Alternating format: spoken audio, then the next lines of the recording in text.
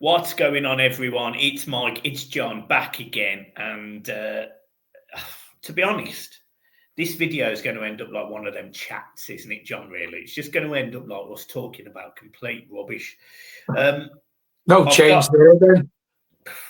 Mate, honestly, if it's anything to go by like my score prediction and my tactics from last Saturday, I mean, it was complete gobbledygook. You know, David Moyes clearly knows more about football than me. The other thing as well, there was a competition to play at Goodison Park, the chance to play at Goodison Park, and you had to submit a video. And I spent probably the best part of probably about 3 or 4 days creating what I thought was an absolute masterpiece, only for the club to not even bother emailing to say yes or no. So really appreciate you, Everton. Thank you ever so much. And I I'm not bitter, but I would have loved to have played. Do you know what I mean? But the thing is, it's whether you're bitter or not, mate. The amount of correspondence you've sent to Everton, they have other podcast creators in there, they have other YouTubers in there, and they just, you're that side of the channel. You'll get in touch with them, mate. They haven't even got the decency to get him back in touch with you. So there's no way they're going to get back in touch with you over playing on Goodison. It's just fuck them, mate. I'm not arsed with them anymore. We'll do what we do. We'll speak our minds. We won't sit on the fence like other people so they get a sniff in there. We'll just fucking say it how it is. Fuck them. So fuck you, fuck them, and fuck everyone. No, I'm joking. All jokes aside, John, look, we currently sit 13th in the league. We've been linked with certain players. It looks like certain players aren't going to be at Everton. And, we did a video with Forest Fan TV. The comments in there were great. So thanks everyone for your support with that. But, they give us a couple of things that he thought that we want to look at. We should be aiming to change and replace. And me and you then had a bit of a discussion about it in terms of, what do Everton actually need? What is the positions we've got to strengthen? We've been linked with strikers. We've been linked with Liam Delap. And then all of a sudden, it does look like Manchester United have taken the front row. We've also been linked with Evan Ferguson. It's obvious that Everton need, I think, a minimum of 1, if not 2. In my opinion, we need 2 strikers. What are you looking for in a striker? What profile do you want, John? Well, to be honest, I think it was stand out against Notts Forest with the chances that Jack Harrison created. That we haven't got enough quality up front. Even if Dominic Calvert-Lewin is playing regular, mate, it's still not the quality. It's still not a player who gets you enough goals. For me, we were never going to win the race for Liam Delap. Let's be honest about it. Let's look at it, at the bigger picture. It's good to be linked with a player like that who knows where the goal is, good in the air. Typical Everton number 9 for me, Liam Delap. I think he would have been a typical Moyes signing as well, but looks like Man United have jumped ahead of us in the race. If he wants to set his career back 2 or 3 years, then go to United, because that's what Jarrett Brandt waited to do if he went there. But I want goals, mate, and we spoke about this. We need goals in the midfield, but first and foremost, mate, this transfer window that's coming up is huge for Everton Football Club, and we need someone who can hold the ball up, who's good in the air, but who can guarantee you between 12 and 15 goals a season, mate. We haven't got it. For me, that's a typical Everton number 9 that we've seen in the past. We need someone of that mould, because that's the sort of player David Moyes likes to work with. And I think Liam Delap would have been the perfect opportunity to bring in. But unfortunately, it does look like we're losing out on him. Evan Ferguson, for me, I sent you something the other day that I'd seen, and you reckon his value's probably come down now. His value will have to drop a lot more for what Brighton wanted, mate, for me to be excited about Everton signing someone like Evan Ferguson.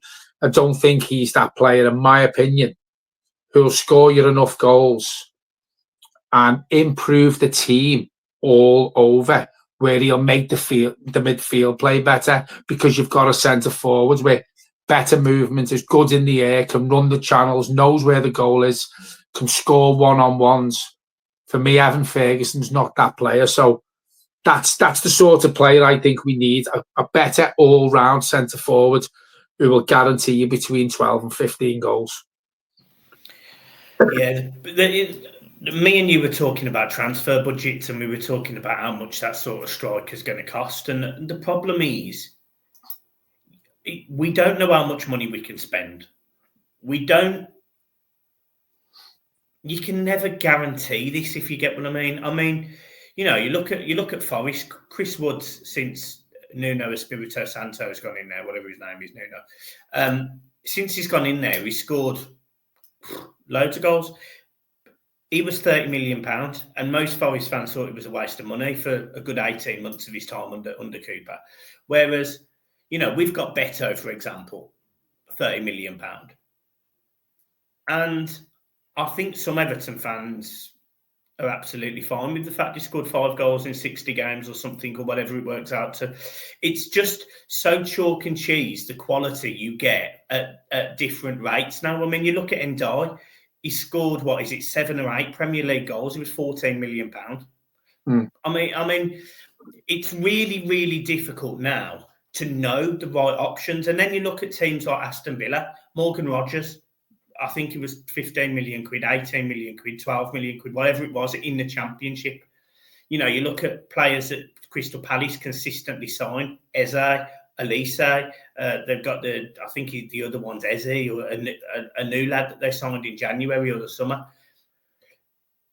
They sign these players from the Championship and they hit the ground running. Ollie Watkins, another one, Aston Villa, hit the ground running. I actually think if Watkins and Rashford and Asensio's on the pitch last night, I actually think they beat PSG, as in, I think they win the tie and go through.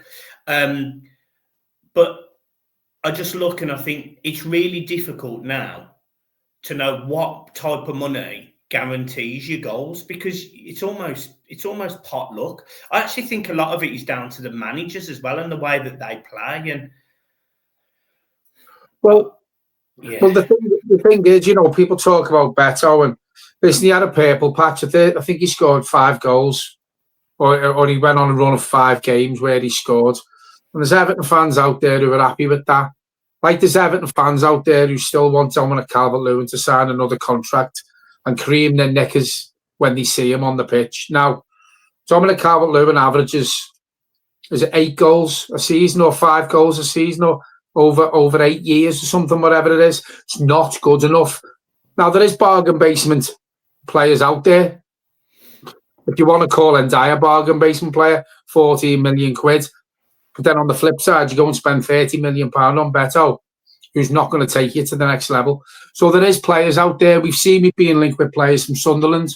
You know, a Championship player. Liam Delap, all right, played in the Premier League. Championship player. But Liam Delap will get a move, and it hurts me to say this, to a bigger club who's going to challenge for Europe, or is possibly already playing in Europe. So David Moyes' scouts, we've got a new scouting network coming now. It doesn't look like we're going to be working with the director of football, that, you know, option. So David Moyes' scouts have got their work cut out. Now, we seen what David Moyes was like in his first stint at Everton, with some of the bargain buys that he brought in. You know, what would Tim Cahill be worth in today's market? Tommy Gravison, Andy Johnson, you know, Leighton Baines, Phil Jagielka, Nigel Martin, Tim Howard.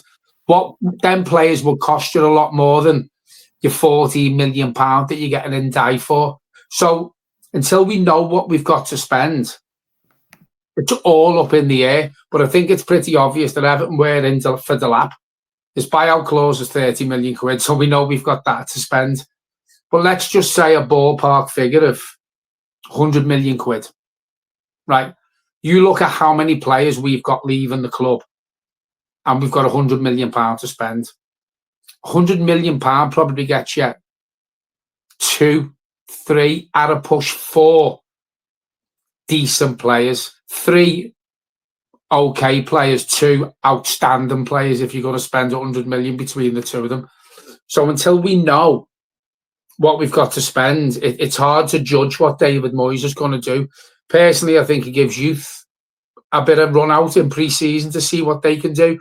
You know, is it Harrison Armstrong who's on loan at Derby, pulling up trees? You know, Derby fans don't want to see him leave. Apparently, I've seen today or next that there's other clubs looking at Harrison Armstrong now. So Everton need to tell Harrison Armstrong where his situation is around Everton, and if he's going to get a chance in pre-season, if he's going to be part of David Moyes' plans, we are going to have to use youth, because with the amount of players that we've got out of contract, we're not going to have enough money in one transfer window to replace them all. So I've got a question for you then. So as you know, there is 8 players out of contract and 4 loans. So that's 12 players that need replacing. How many players do you think we need from those 12? Like, what can we get away with instead of having 12? You mean keeping them?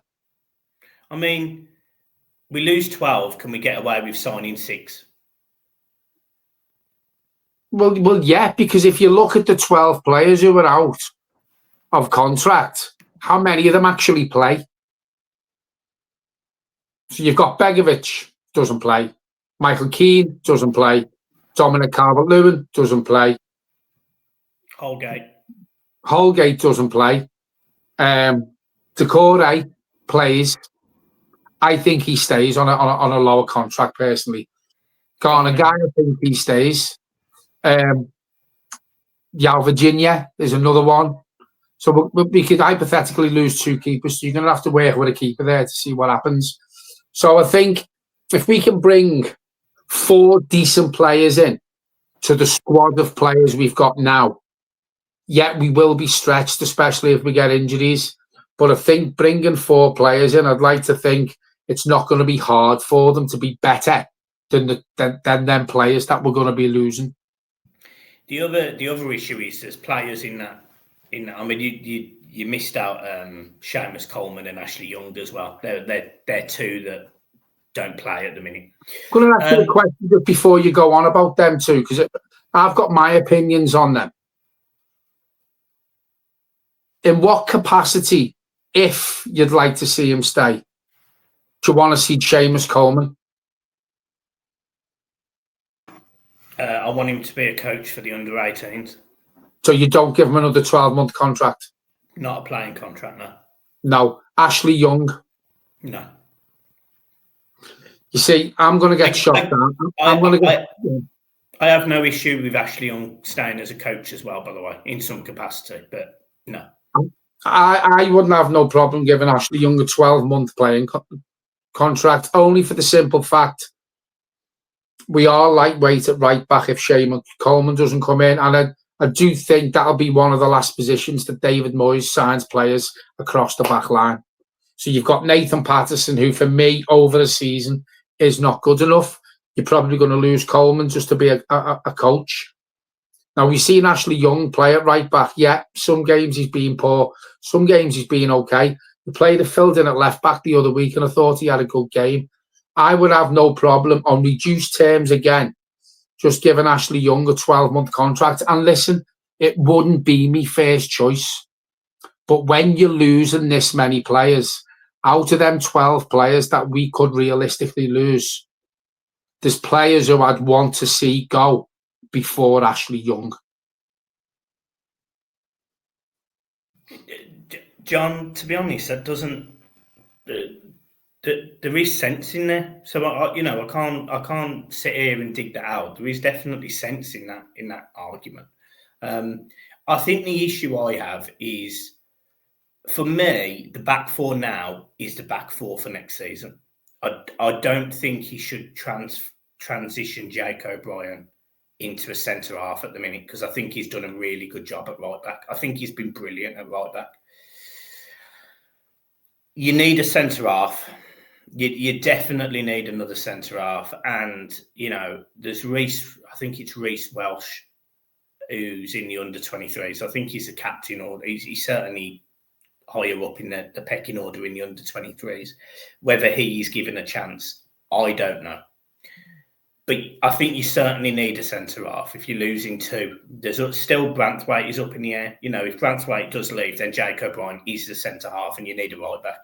You know, Nathan Patterson is a player that, again, I completely agree with you. I've seen enough to think I don't think he's a Premier League player. The one thing I would say is Sean Dyche got Mykolenko playing defensively a lot better. And under David Moyes, I actually think he's got Mykolenko attacking better. So can David Moyes do a job on Nathan Patterson? I don't know. But he needs a full season for that to happen. He might be able to. He might not. Who knows? So I'm not against signing someone like Ashley Young who can fill in at left and right back if needed. Not against that at all. So there's potentially two signings, a new centre-half and a new left to right back, or you sign Ashley Young. So there's two players that are in. You then move into midfield. Yeah, I do think Garner stays. I'm on the fence about Doucoure. Because Moyes clearly likes him. But I don't think he's the right player to take us forward as of right now. How much money is he going to cost, even on reduced wages? You know, he's on what, 100 grand a week, 120 grand a week? Is it Doucoure, something like that? How much are you going to get him to sign for? 50 grand? Well, you're going to have to take at least half, aren't you, away from what he's on now. Yeah. So there's rumours going around that he could move to the Saudi Pro League. You know, there could be Saudis clubs after him. They're going to pay him a lot more than 50, 60, 70,000 pounds a week, aren't they, if they're getting him on a free transfer? Yeah. So then there's the fact that Everton could sign Alcaraz. Fair enough. Okay, Everton could sign Alcaraz, and we think that's about £15 million. There's James Garner. I think Garner guy stays. So there's one. Harrison Armstrong goes into there. That midfield. Oh, and Tim's there. That midfield feels light to me. It feels like there isn't a strong player in that midfield, if you get what I mean. There's ball winners. Garner's a ball winner. I think Tim, to a degree, is a ball winner. I think James Garner, to a degree, is a ball winner, but it depends what James Garner turns up, if I'm being honest. I mean, 20 times out of 21, it's an average, bang average, bar footballer. And every so often he has a great game. So I think we need a centre midfielder, even if you sign Alcaraz. Then we've got no pace on the wings. McNeil, he's not rapid. He's a good footballer, but he's not rapid. Ndai can play anywhere across those three spots for me. You've got Lindstrom, which I don't think we'll see in a blue shirt again, if I'm being honest. You've got Jack Harrison, who, you've made the argument about Ashley Young. If you could sign Jack Harrison for £5 million as covered, you do it. I mean, I don't. I don't. I'm just throwing the question out there. No, mate, he's been on a 24-month loan deal, and we've probably seen him on Saturday have the best game he's had in a blue shirt. Is that because he wants to try and earn a move? He's doing it towards the end of his loan deal now. Still not good enough. He's still not consistent enough. He still doesn't create enough chances. Still doesn't score enough goals for me to even think about, even for £5 million, mate. Yeah, no, fair enough. Yeah, fair enough. And then you move into the striking position. So you sit there and you think, well, they need at least two, if not three, in the back four. They need probably one midfielder, I think. I think we need at least one absolutely rapid winger. We need someone with serious pace. And I think we need one, if not two, goal scorers. Now, could you justifiably get away with 5 signings and then 4 loans again? So you sign 9 players. Yeah, you probably could. I think for me, the most pressing... And a goalkeeper, because as you say, if both are out of contract, I can't remember. I didn't think Virginia was out of contract this year, but if he is, then yeah, you're right, we need a goalkeeper as well. I think Virginia stays, to be fair. I think Begovic goes. For me, and I've said this now, I think I've been saying this for a long, long time now, Michael. Yeah, we are weak in certain parts of the squad, of the field, of the setup. But for me, it's up front. It's a pressing area. And if not, quite a bit of the budget, if you're going to bring four new loan players in, big part of the budget for me has to go on strikers, mate. We need consistent goal scorers. And I know they're hard to find. I know they're hard to come by. Look abroad, because Beto's not the answer to take us forward. I hope Calvert-Lewin doesn't stay. We haven't seen enough of Chimiti. So for me, that's the most pressing area that needs strengthening. And I disagree with you saying one, possibly two. It's fucking two, mate.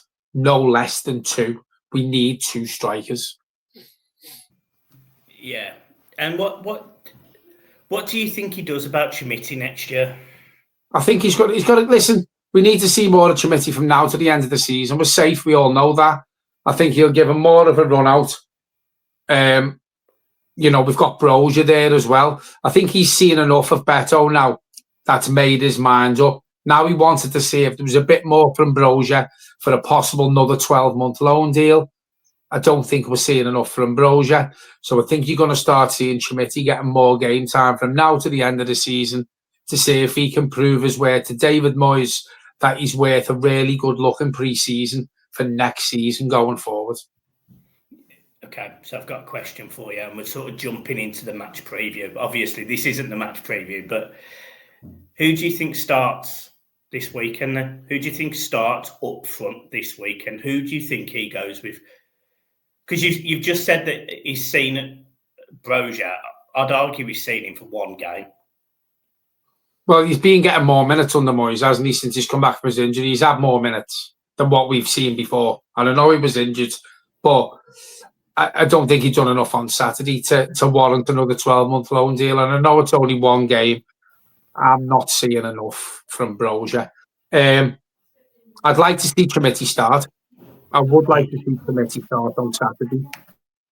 But I think he will possibly, even though if he's made his mind up or not, I still think he starts with Beto against Manchester City to try and get another win. I really do. But if it was my choice, I'd see what Chimiti's got from now to the end of the season, regardless of who we're playing. Yeah, you see, I actually think he'll start Broja. Because I think he'll... See, the problem with Broja is... Yeah. So I mean, sometimes I wish he wasn't. But the problem with Broja is the fact he actually can play in all three front positions. So if you could keep him fit, he actually solves so many problems, if you get what I mean, because he is quick, he can beat a man. And 3 years ago, and this is the point you're about to make, as in the return point, I get it. And 3 years ago, he scored goals for Southampton. The issue is, it's his injuries and it's the fact that he hasn't scored a goal, I think, in 3 years. So I think he'll want to see Broja until the end of the season, knowing that he's got Chimiti now. I think Chimiti's on a 4-year deal. I think he's still got another 2 years. He's got Beto already, who's still, I think, got another 2 years. I think he's going to give Broja absolutely loads of game time, because he'll want to make a decision on whether he is the answer for next season. Now, I know my opinion. My opinion is no, he's not the answer. He will break down. He will get an injury. But I think David Moyes looks at Broja and goes, well, he can play on the left, he can play on the right, and he can play through the middle. He does actually answer those. And that's the problem with Broja. It makes sense. It does make sense to give him more game time. We've seen enough of Beto now. Yeah, we possibly haven't seen enough of Chimiti, but as you quite rightly say, Chimiti's not linked with anyone. He's not going anywhere, so he's going to see him pre-season anyway. Come the end of May or whenever it is, Broja, if he's not going to see any more of him if he doesn't keep him with the club. So it does give you options. He fills three places, doesn't he? And for the situation Everton are in regarding outgoings and how much money we're going to have, it does give you three options. If we've got nothing on the left, we've seen Broja. We've seen him for, is it Albania he plays for or something like that? We've seen him the other week against England when he come on. His hold-up play is very good. And he can also roll a man very good as well. And he has got a bit of a turn of pace, Broja. So it does give you the option on the left and the right and through the middle. You're possibly quite right with what you say. We might see more of Broja now than probably the likes of Chimiti and Beto. But I still don't think we'll see enough. And I'm not going to see enough goals. You know, you said before he hasn't scored in 3 years. It's not good enough, mate, that, you know, and whether he's had injuries or not, he's still made quite a few appearances in 3 years for a centre forward to have at least registered a goal. And I just think when you haven't scored for that long, your confidence is low, you fluff chances, you don't get in the positions you should be getting in. I don't think we'll see enough from now to the end of the season to make David Moyes' mind up that Broja deserves to stay at Everton.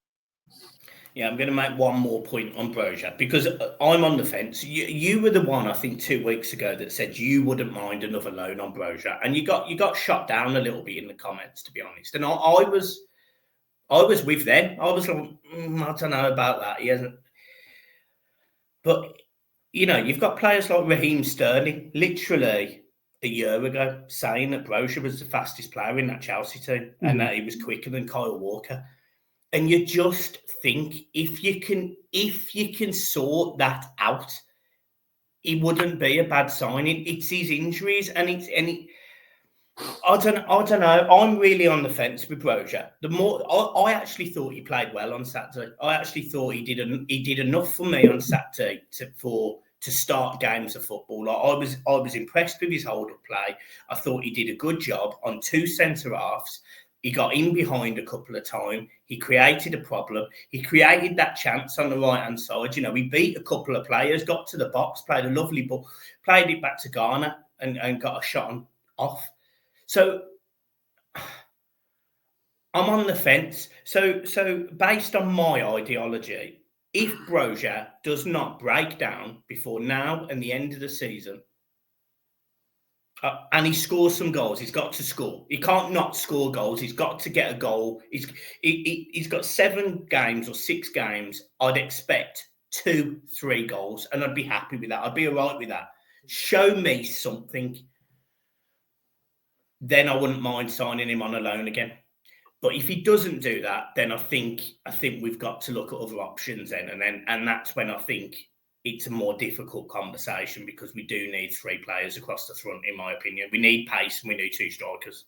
Yeah, I don't think he'll do enough from now to the end of the season, but you know, he's only competing with the likes of Beto and obviously Dominic Calvert-Lewin's injured and Chimiti. It's not hard, is it, to hopefully register a couple of goals if you play. Listen, a fully fit Broja, we've seen him. He said he scored goals for Southampton. He got the move to Chelsea. We've seen him at international level against England. He's got something about him. He has. He's got that turn of pace.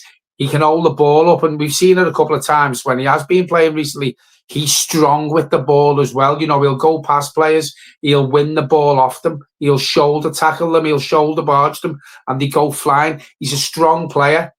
So if you can keep Broja fit from now to the end of the season, we might see a bit more from him. But I'm not just happy with him, you know, being strong and good, holding the ball up. At the end of the day, mate, we need goals. And if he doesn't score, it's not enough to get another loan deal. And Chelsea might be off another loan deal. They might want to... Listen, Chelsea are going to have to sell players in the summer. We know that.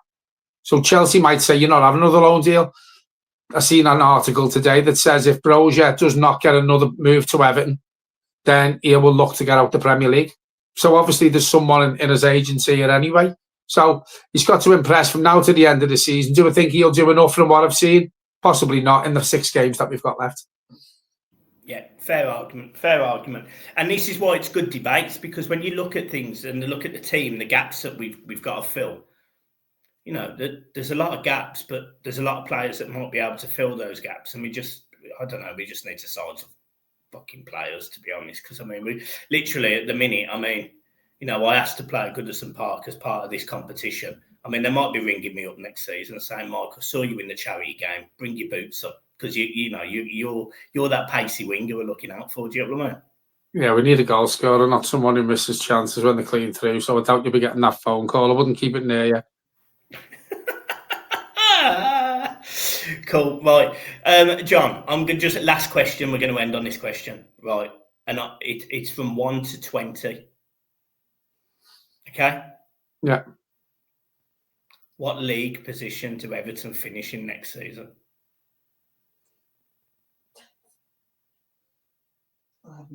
8th. Yeah, it's the same number I give us. Oh, that's it. Yeah.